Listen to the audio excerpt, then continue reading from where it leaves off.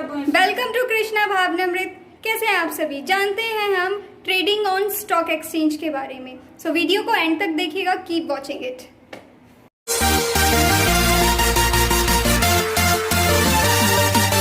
Invest कैसे करते हैं ये चीज जानेंगे। तो पैसा इन्वेस्ट करने के लिए क्या क्या रिक्वायरमेंट है, ये सारे पॉइंट्स मैं आपको एक एक करके बताऊंगी। तो पहले पॉइंट से स्टार्ट करते हैं, सिलेक्शन ऑफ अ ब्रोकर। तो सबसे पहले हमें ब्रोकर सिलेक्ट करना होगा, ठीक है। ब्रोकर सिलेक्ट करने के लिए जो आपका ब्रोकर होगा, ब्रोकर कोई भी हो सकता है, इंडिविजुअल हो सकता है, पार्टनरशिप फर्म हो सकती है, कॉर्पोरेट कंपनी हो सकती है, कॉर्पोरेट बैंक हो सकते हैं, या फिर कोई कंपनी हो सकती है, कोई इंस्टीट्यूशनल बैंक हो सकते हैं, कोई भी हो सकता है यहाँ पे आपका ब्रोकर। अब कंडीशन ये मानते हैं ब्रोकर होने की कि सेबी से वो रजिस्टर्ड होना चाहिए। अगर सेबी से रजिस्टर्ड नहीं है तो आप पैसे इन्वेस्ट नहीं कर सकते हो। तो यहाँ पे हम एग्जाम्पल के साथ जानेंगे। एज एन एग्जाम्पल यहाँ पे मैं ही इन्वेस्टर बन जाती हूँ और मुझे एक डिपोजिटरी पार्टिसिपेंट चाहिए। डिपोजिटरी पार्टिसिपेंट को हम ब्रोकर कहते हैं। ये हम अगले नेक्स्ट पॉइंट में जानेंगे कि डिपोजिटरी पार्टिसिपेंट होता कौन है, ठीक है। तो मैं आपको बता देती हूँ पहले से कि डिपोजिटरी पार्टिसिपेंट ब्रोकर ही होता है। तो मुझे पहले अपने लिए एक ब्रोकर ढूंढना होगा। तो मैंने अपने लिए एक ब्रोकर ढूंढ लिया। सपोज मैं SBI में चले जाती हूँ, स्टेट बैंक ऑफ इंडिया। वहां जाके मैं उनको कहूंगी कि मुझे पैसा इन्वेस्ट करना है। वो मुझसे कहेगी हाँ जी बिल्कुल, हम रेडी हैं आपके लिए पैसा इन्वेस्ट करने के लिए, बताइए कैसे करेंगे आप। तो मैं उनको बताऊंगी मुझे इतने प्राइस में इतना पैसा इन्वेस्ट करना है। उसके लिए वो मुझे क्या क्या चीजें रिक्वायरमेंट है, वो सारी कंडीशन सिचुएशन बताएंगे कि मैं कैसे कैसे कर सकती हूँ।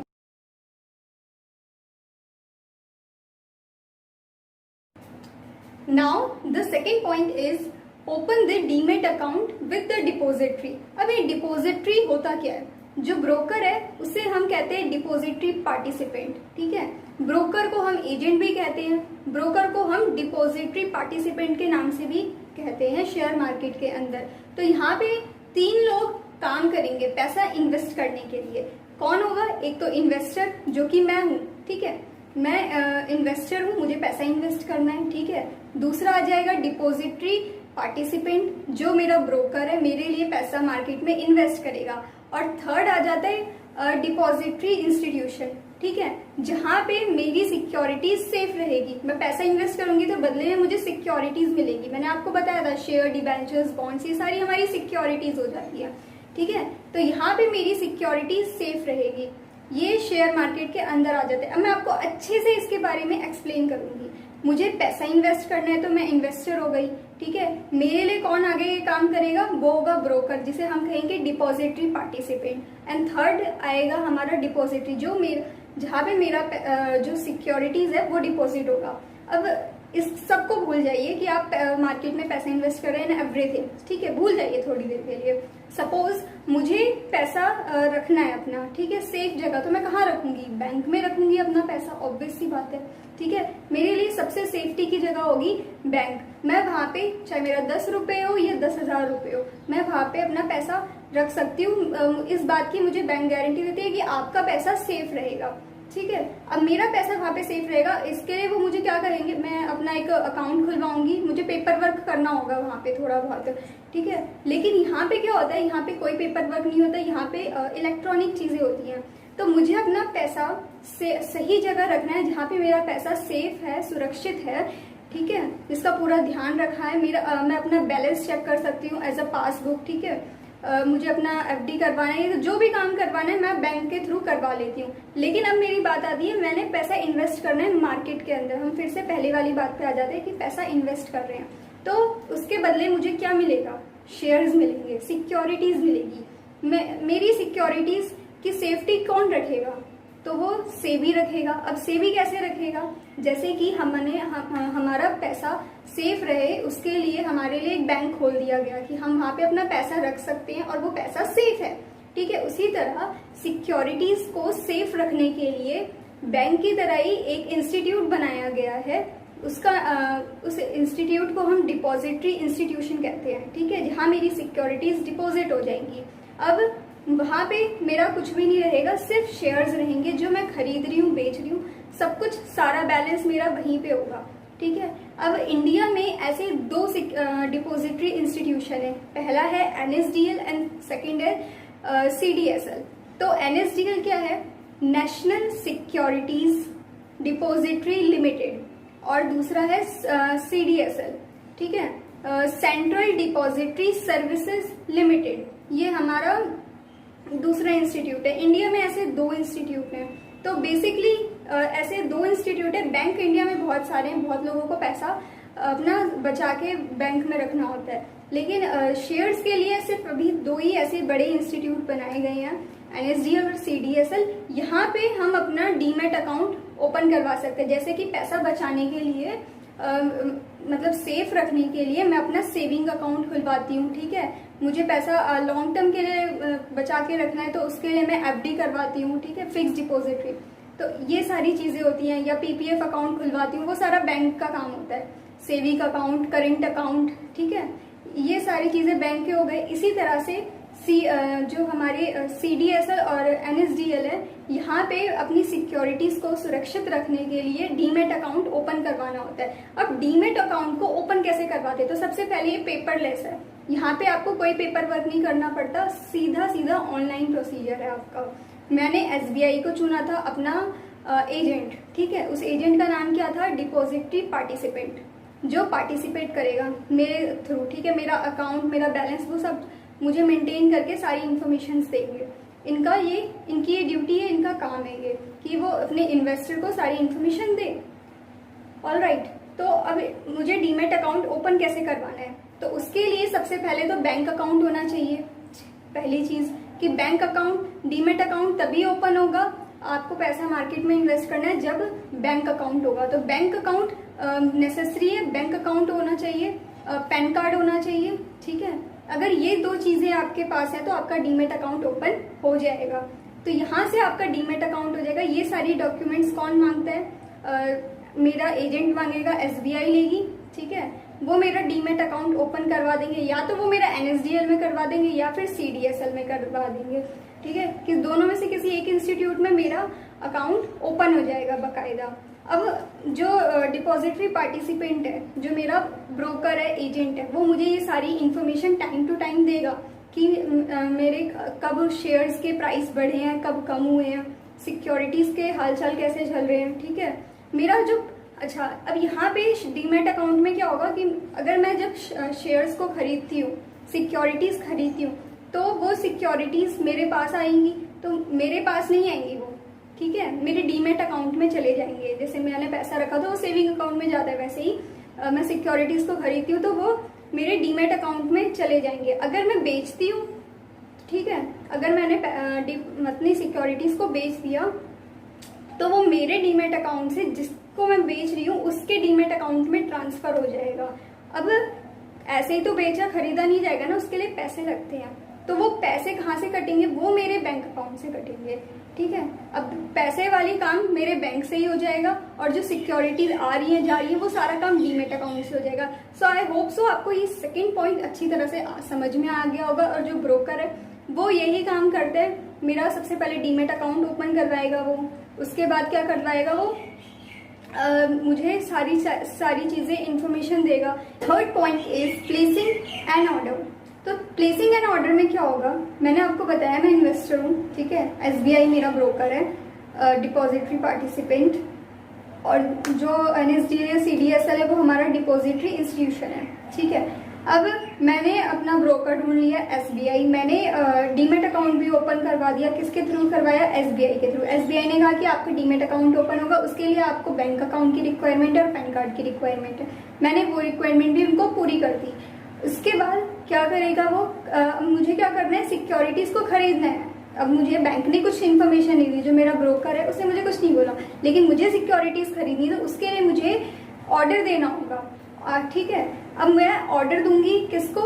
अपने एजेंट को, अपने ब्रोकर को, SBI को ऑर्डर दूंगी। अब वो मैं चाहे पर्सनली दूं, जाके बैंक में जाके उनको डायरेक्ट बोलूं मैनेजर को कि मुझे सिक्योरिटीज खरीदनी है, या फिर मैं उन्हें फोन करके कह सकती हूँ बाय टेलीफोन, या फिर मैं उन्हें ईमेल कर सकती हूँ कि मुझे ये खरीदनी है सिक्योरिटीज, और मैं इसके साथ साथ उन्हें अपना प्राइस भी दे सकती हूँ कि मुझे इस प्राइस तक की ट्रांजेक्शन आप फाइनलाइज करके दे दो, ठीक है, मैं इतने प्राइस की सिक्योरिटीज खरीदना चाहूंगी।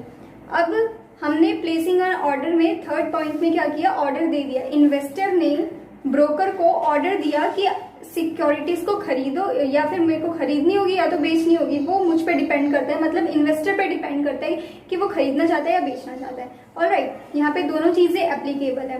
और now the fourth point is executing the order. अब ऑर्डर दे दिया गया है, किसके थ्रू दिया गया? इन्वेस्टर के थ्रू दिया गया। इन्वेस्टर कौन है यहाँ पे? मैं हूँ। इन्वेस्टर कोई भी हो सकता है, आपको पैसा इन्वेस्ट करना है तो आप भी हो सकते हो इन्वेस्टर, ठीक है। अब इसके बाद फोर्थ पॉइंट में एग्जीक्यूटिंग द ऑर्डर। ऑर्डर दे दिया गया, डीमेट अकाउंट भी ओपन करवा दिया, सब कुछ हो गया।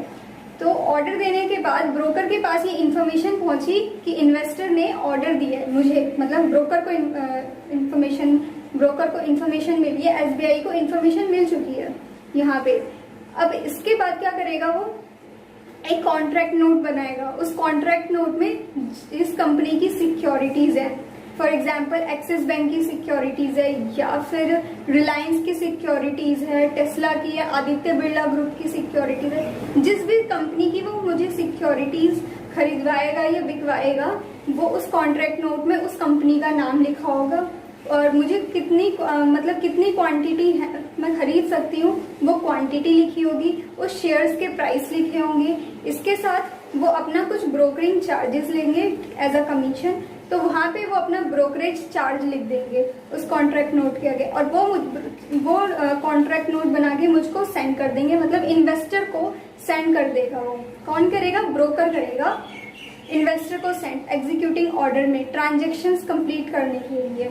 अब मैंने वहां साइन कर देना है, मतलब इन्वेस्टर वहां साइन कर देगा ट्रांजेक्शन को फाइनलाइज करने के लिए कि ठीक है कोई प्रॉब्लम नहीं है, अब मैं रेडी हूँ सिक्योरिटीज खरीदने के लिए। एज अ प्रूफ ब्रोकर मतलब साइन करवा लेते हैं, ताकि बाद में ये ना हो कि इन्वेस्टर ने कहा नहीं था और ब्रोकर ने सिक्योरिटीज को खरीद लिया है, इसलिए। Now the last point, now the fifth point is settlement. Fifth point settlement, ये स्टॉक एक्सचेंज की फाइनल और लास्ट स्टेज है, ठीक है। यहाँ पे ट्रांजेक्शन जो होती है वो फाइनलाइज कर दी जाती है प्रॉपर तरीके से। अच्छा, ये ट्रांजेक्शन्स दो तरह के होते हैं, एक तो ऑन द स्पॉट सेटलमेंट होता है और सेकंड है फॉरवर्ड सेटलमेंट। तो सबसे पहले बात करते हैं ऑन द स्पॉट सेटलमेंट की। ऑन द स्पॉट सेटलमेंट होता क्या है? तो ऑन द स्पॉट सेटलमेंट को हम T+1 और T+2 रोलिंग सेटलमेंट भी कहते हैं।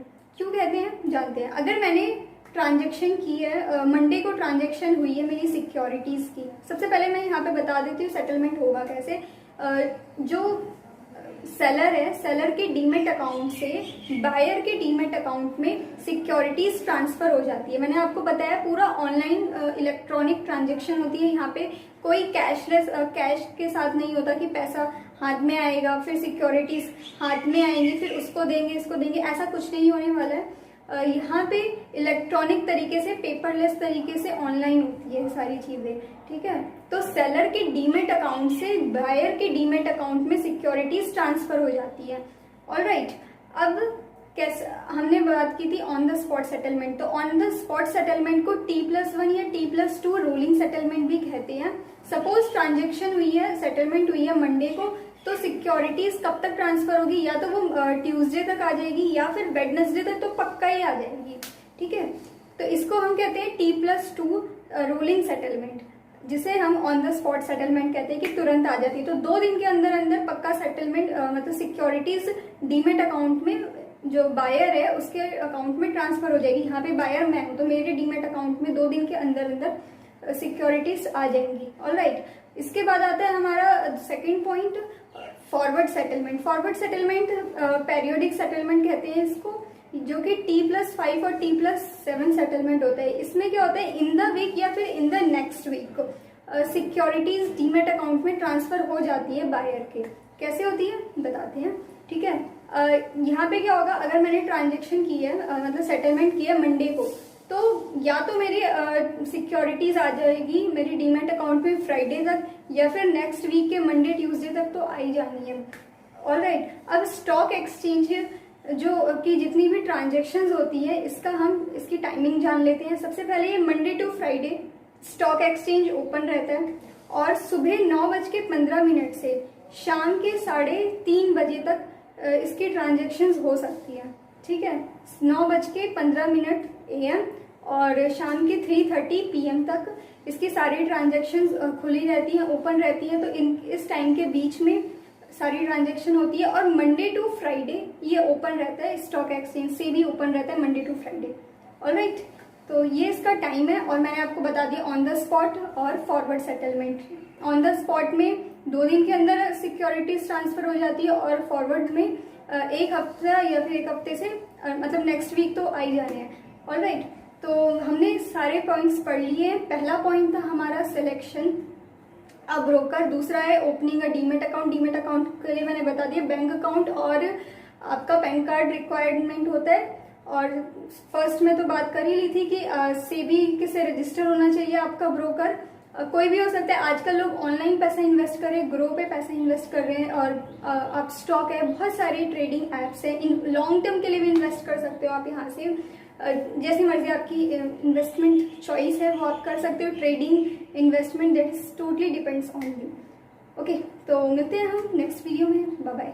ये इस वीडियो की प्लेलिस्ट यहीं पे खत्म होती है, ठीक है। मैंने आपको पूरा प्रोसीजर बता दिया कि सेबी क्या होता है, स्टॉक एक्सचेंज क्या होता है, ट्रेडिंग क्या होता है, इन्वेस्टमेंट क्या होता है, ये सारी बातें मैंने आपको बता दी है। इवन मैंने आपको इस वीडियो में अच्छे से एक्सप्लेन कर दिया है कि आप मार्केट के अंदर पैसा कैसे इन्वेस्ट करेंगे या फिर रेगुलर ट्रेड करते हैं ऑन द रेगुलर बेसिस, वो कैसे करेंगे।